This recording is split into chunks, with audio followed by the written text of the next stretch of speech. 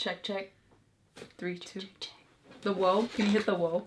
Oh, have you seen that video where the guy, like, he makes a parody of the whoa, or My Strange Addiction? He's like, no. I just can't stop. It's literally just like a one type, the whoa. It's like the Millie Rock, where they do one, like, roll.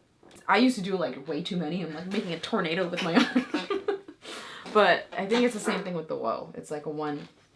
What's going on, everybody? It is Carina, and welcome to episode 4 of the Just Livin Life Show. Today, I've brought on a special guest, Dianne. What up?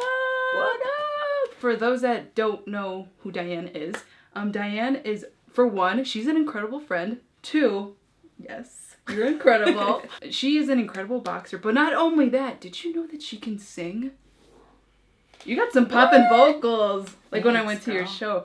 Before we even hop into the nitty gritty and, like, just start to talk, for those that don't know who you are, please introduce yourself. Tell everyone who you are. What do you do? Hi guys, I'm Dianne. I live on Earth. I'm a human being here. I just do the things that I like doing, just like the rest of you guys. But I am known for doing my music, so I have a YouTube channel. I actually originally called it The Days 27. Really? Yes. So if you look at, I don't know if there's like a way that you could find it, but I changed my name or whatever on the YouTube page. Like the YouTube handle. Yeah, Dianne Pajo. But before it used to be The Days 27, and that's what my friends knew me as. So, when did you make your account? I'm pretty sure I was like 11 or 12. But I didn't have any intentions to do anything with it. I had no idea what YouTube was. So I kind of just dove into, like, singing in front of a camera and then posting it just for myself or just for other people to see, and kind of went from there. And I'm like, you know what? It's okay if strangers watch me at 11 years old singing online. I didn't know what that entailed. But as time went on, I used it more of as, like, an outlet. Mm-hmm. So anytime that, I was going through some stuff or being, like, the emotional hormonal teenager that you are, I would sit in front of my camera and just sing and, kind of put it up for everyone to see. And that's I awesome. Thought that's the most raw thing that people were drawn to, was that this was just purely what I was feeling in that moment. That's awesome. And it was like an outlet for me. So at that time I got into training in martial arts. Yeah. I guess you could say more so Muay Thai and boxing at that time. So I did both, which we'll dive into. So it sounds like you've been doing, like, singing for a while, and I know that. But when did you have that moment of, like, this is something I really like doing? It sounds like you've been doing it since you were little. Did you just sing, like, some song and you're like, oh my gosh, I sound good, or no? How'd you figure that out? My mom was the one that, from being from the Filipino culture, you Pinoys and Pinays can relate on this level, but if you don't have karaoke at a party, it's not a Filipino party. Really? Yes. I've never been to a Filipino party, so I don't know that. We'll have to invite you sometime. Yes. It'll be official. But the karaoke is like a big thing. But even before that, I don't know, maybe like 3 or 4, I would be playing on my own, and my mom would listen to me humming. So I like to, I don't have any recollection of this whatsoever, but this is what she tells me. She was like, well, you had really nice vibrato, so I encouraged you to sing. I always wanted you to sing in front of me, and I taught you songs that you could sing, and I always wanted you to perform. So she put me in, like, chorus, choir. So your mom saw that potential in you, and she kind of, like, helped you blossom and grow into that. Yep, that's exactly awesome. What she did. And I realized then too, I didn't really like chorus or choir or being in groups singing. I like doing my own thing, and I was a very independent kid growing up, so that's how I ventured into doing that. And then I also learned guitar by accident. So my brother, my mom got a guitar for my brother, and it was, I was 6 at the time, or no, I was 10. That's 10? really no, young. Yeah, because I was in 5th grade. I remember that. It was going into middle school, so she bought him a guitar, but he never used it, and I was just so, like, in awe of seeing a like, curious about it. Yeah, an instrument. I'm like, oh, that's so cool. Because I played the violin, and I'm like, I've never seen a guitar before, but I was very, like, punk rock at that time. I loved that type of music, and I'm like, this is so cool. So then I picked it up, I started playing with it, and then I taught myself how to read chords. That's awesome. I just would spend hours on hours just trying to learn how to play and read chords, read notes, and figure out how to play songs. Does this all come just naturally to you? Yes. Okay. I don't know. I can't really explain how the whole self-taught process goes because everybody's different. Yeah. I tried to self-taught. Yeah, no, it gets hard. I got little portions, but it just doesn't come naturally to me. I think I wish it could, but it was the drive for me. It was the passion of learning an instrument, and I just fell in love with it. It honestly, that's what it was, and the dedication to learning was what kept me going. I'm like, I really want to accompany myself and play. I really wanted to learn, you know? So I spent about 5 hours during the summer before going into middle school trying to learn how to play. That's awesome. I didn't even know that. Yeah, so. I see a piano back here. Yeah. What about piano? When was that self-taught too, or? Same thing. We had a keyboard. It was also for my, oh no, you know what? My brother actually went through piano lessons when he was a kid. Oh, I didn't know that. So he didn't really want to do it, of course. So I was the one he just dropped all these instruments like they were nothing, but I cherished them, you know. I appreciated their value. So I tried to, mess around on the keyboard too. So it kind of happened at the same time. Piano and guitar and singing. I was just bored. Had no friends. I just picked up these instruments and let my creativity flow. It just flows. I get it, because I know with me, photography and just video and painting, it just comes natural. I can't explain it. So I understand where you're coming from when you say all this. Yeah. It just came naturally too. Me? No, I really wish I could just play one song on the guitar. I know bits and pieces on the piano and a little bit on guitar, but it's a full-blown thing. I can't do it. I want to say it's like putting puzzle pieces together. Mm-hmm. It's the best way to describe it, because you have a couple pieces and then you're like, but I want to know what it looks like. You know, I want to finish it. Yeah. It's one of the, and I remember watching a TED Talks of, I forgot her name, but she was talking, and she kind of coined the term multi-potentialites, people who are really interested in just learning things and kind of adapting to different ways or different skills to have. And, when the goal with that was to pick something, learn it, and you're passionate about it in that time. And then once you reach its, that expertise level, you kind of you want to venture off to something else. Yeah. So that's how I was. I'm like, the guitar's great and everything, but the piano's pretty dope. Yeah. So it's awesome. It's like I said, it's one of those things where if I liked something enough, I wanted to pursue it to its end. Mm-hmm.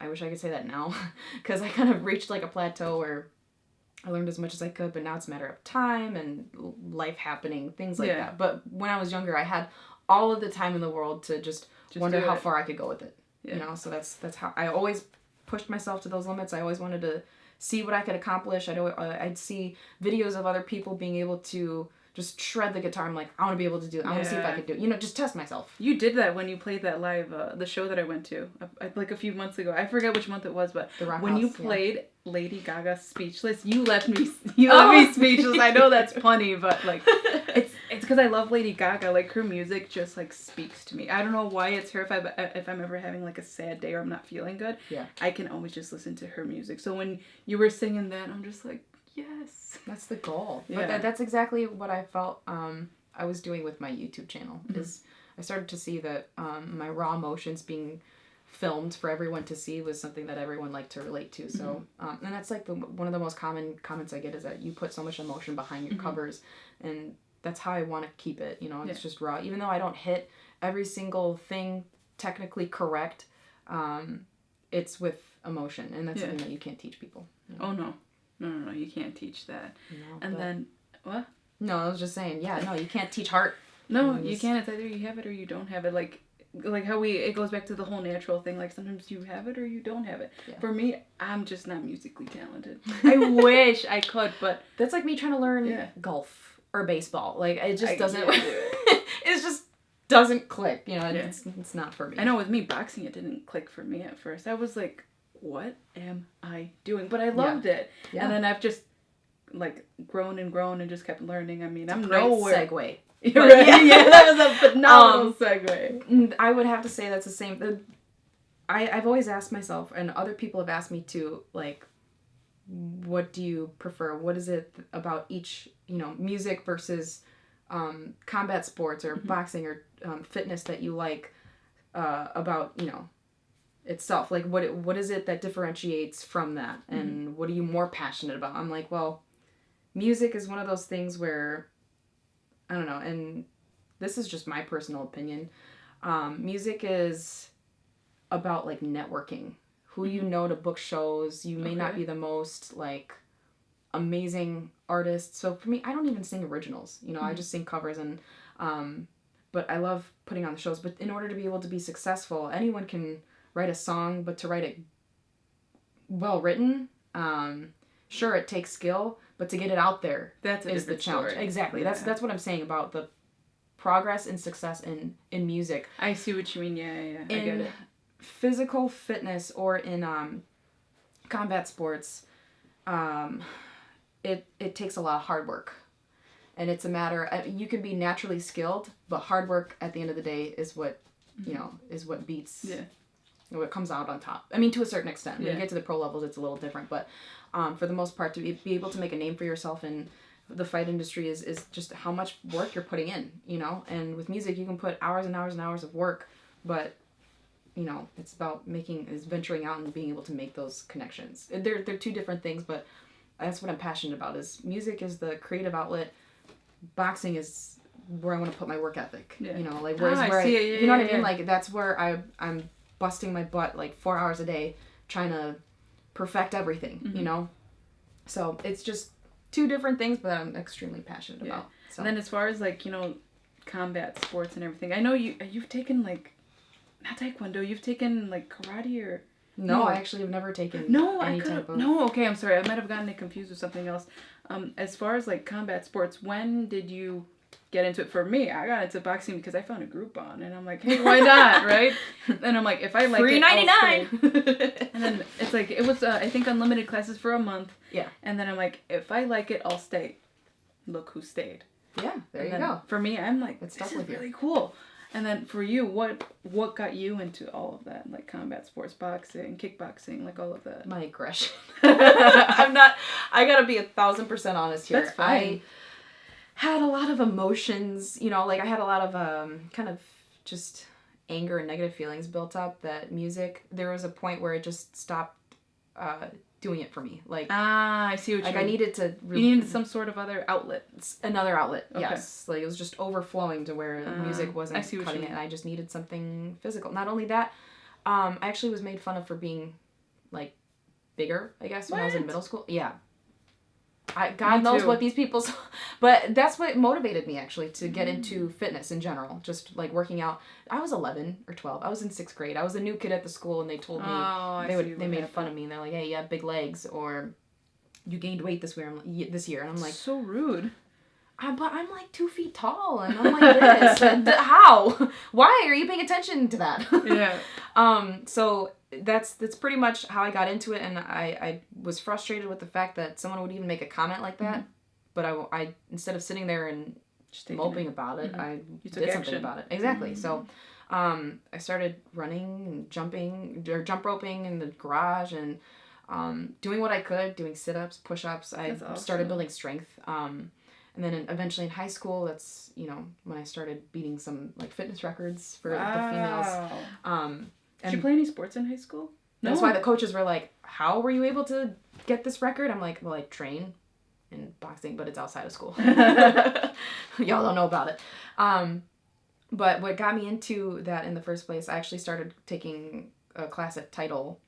And then one of the trainers brought me over to a competing gym. So I went over to Top Notch MMA in Villa Park. They have some good MMA pros now, but... I went over there and I started training. I fell in love with it. So I loved the drilling, sparring, and I wanted to get into fighting, but I was 15 or 16 at the time. I always knew that I wanted to do something pertaining to combat sports. I just didn't know what or when or where. And I started off trying jiu-jitsu first, actually. Okay. And then I didn't like that so much, and I'm like, I need to find something where I can punch people. So I get it. You want to get your anger out. Sometimes you want to hit something, and obviously you don't want to hit a person or hit an object, because then you'll hit the object and hurt yourself. But yeah, it's like such a healthy outlet. It is. And like I said, I started training, and then it taught me a whole nother aspect of discipline. And oh yeah, I can definitely agree to that. Going into training, just go in there and keep to myself and do my thing. And my coach wanted me to fight too at that time, and like I said, my music kind of got in the way. That's when I started getting opportunities from production. I see what you mean. Okay. Or producers from like singing competition shows, and you were on The Voice, I think, right? Or am I getting this confused? Okay. Yes, yeah, because I know we've talked about this before, and I just can't remember everything. That's okay. Yeah. The producers of The Voice contacted me to do a private audition with them, and that's when it all started. So that media company, they're in charge of like recruiting for the contestants for the show, and it was a really cool experience. It was so bizarre. It was really surreal. I'm like, is this a scam? I feel like it's a movie. Scam. Is someone gonna come out and be like, "Oh, JK, it's a joke"? Psych. No, that's what I really thought. Because I got the message on YouTube and I called them like, "You guys real?" So then I was set up and everything, but they didn't ask for any like serious personal information. And they set me up with a specific date, time, and they sent me contracts to sign. So I'm like, "Oh, okay." You're legit. Like, "Okay, this is real." Like pinching myself like, this is real. Went in, did the private audition, had fun with it, and then they're like, if you're going to be considered for the next few rounds, then we'll contact you. Mm-hmm. That's when I got a call, a few weeks later, and I was driving. I remember this. I was driving and my mom was in the passenger seat, and I was just learning how to drive too. So then the guy calls me and he's like, "Hey, it's so-and-so. We're congratulations, we want to put you through to the next round." I was like, oh, shit myself. So I was like, "Hold on, I need to pull over." So I put him on mute, pulled over, and I was like, "Mom!" It was a really cool experience. So then after that, they got all my information. My teachers didn't believe me that I was no, not my teachers, it was the school registrar that didn't believe me because I needed a document notarized. I see. Yeah. So then they're like, "Yeah, okay, good luck on The Voice." I'm like, after I sent all my documents and stuff, was set up to go to, I was waiting at the airport, and we landed at LAX, and then there was a person holding a sign, The Voice. I was like, it's like a movie. It was really cool. It was a cool experience. But then I auditioned after that, and it was like, because they contacted me, since I didn't make it onto blind auditions, I just got as far as executive callbacks, and I got to go to California. They paid for my airfare. Oh wow, that's cool. Yeah, the meals and the hotel stay. Had That's a fever. An awesome experience. It was, but it was crazy because I had to take a 300 question psych test, and I also had to sign contracts. We had meetings and stuff, and then I had a fever the day of my audition, and I was like, "Okay, that's great." When you audition, do they only let you like sing one song, or is everyone is it different for it? So we have like an entire master list to choose from of the songs that we can audition with. I had 3 songs prepared. They require one with like a backing track, just so because it's called The Voice, not the guitar. Oh, okay. So they want to see how you perform without an accompaniment. So the girl before me sang "Love on Top" by Beyonce, and she killed it. And I was like, I think it's time for me to go home now. I'm just gonna quit.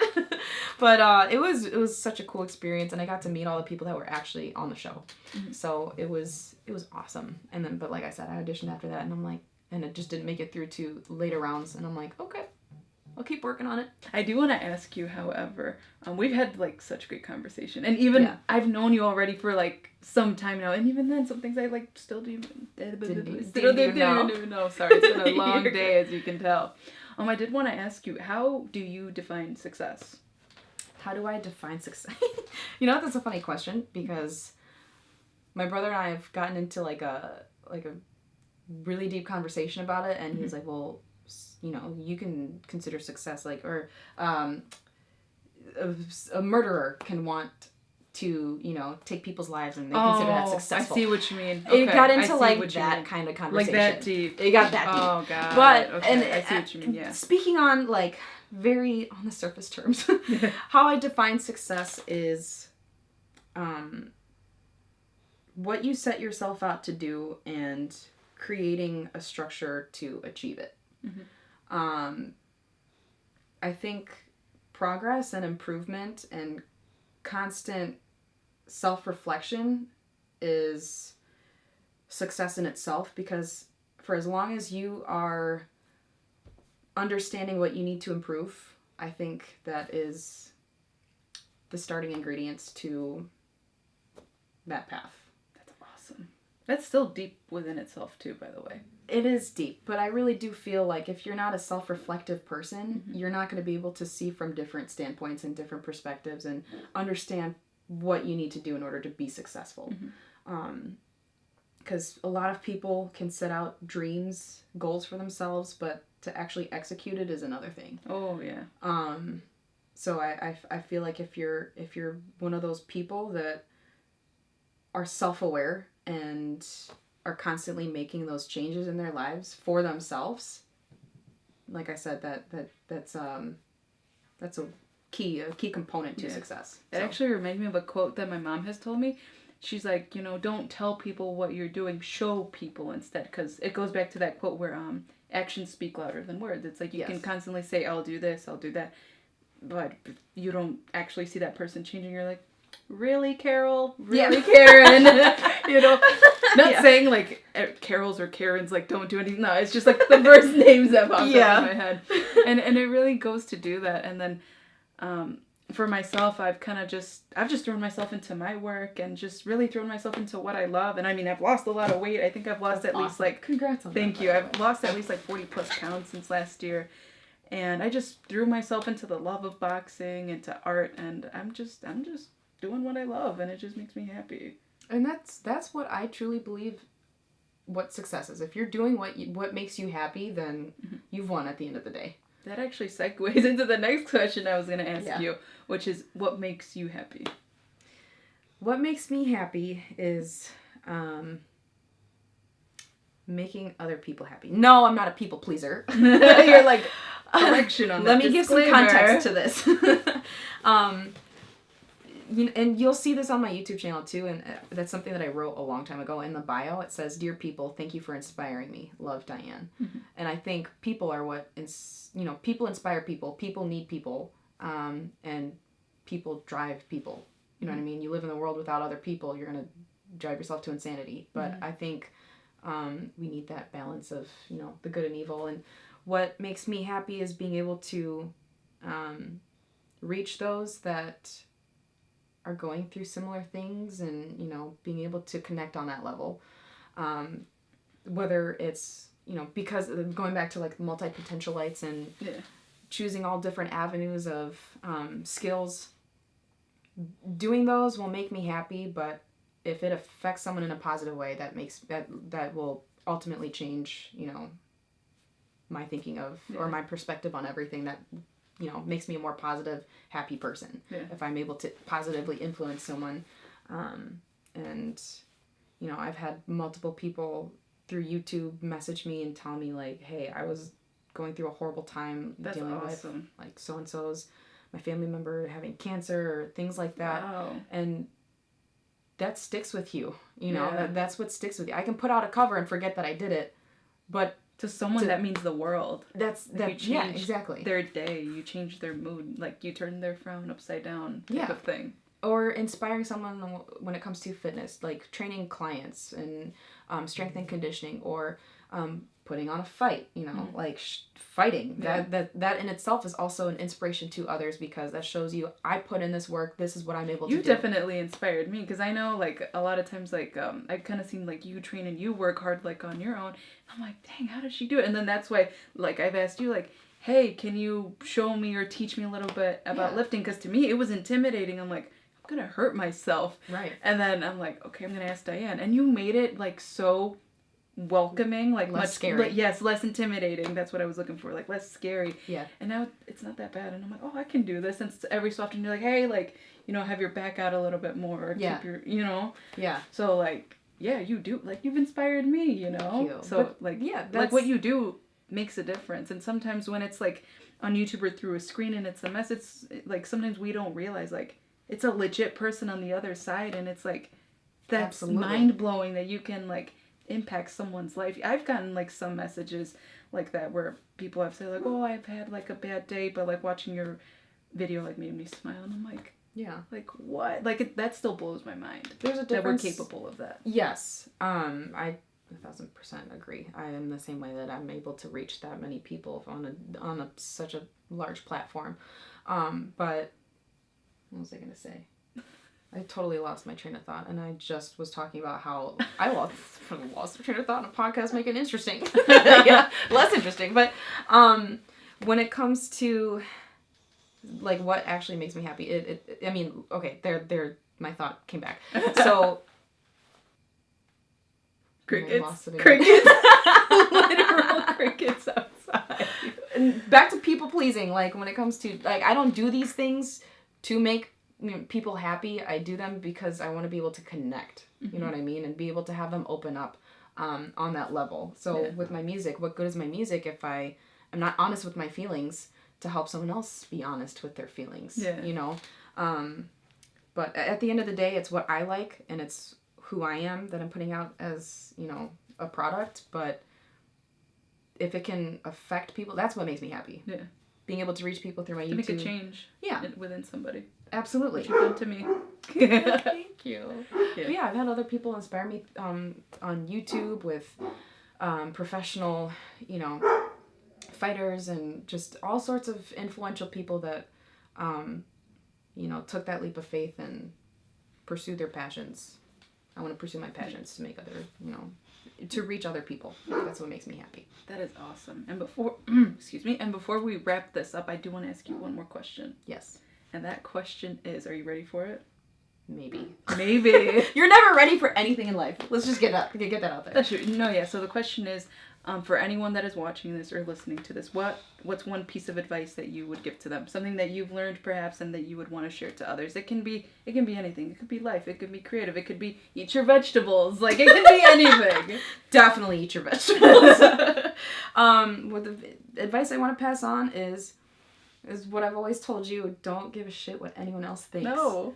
Stop caring about, oh, I said something so weird. I hope this person doesn't. Just scratch that. Who the fuck cares? That's exactly my word of advice. Who cares?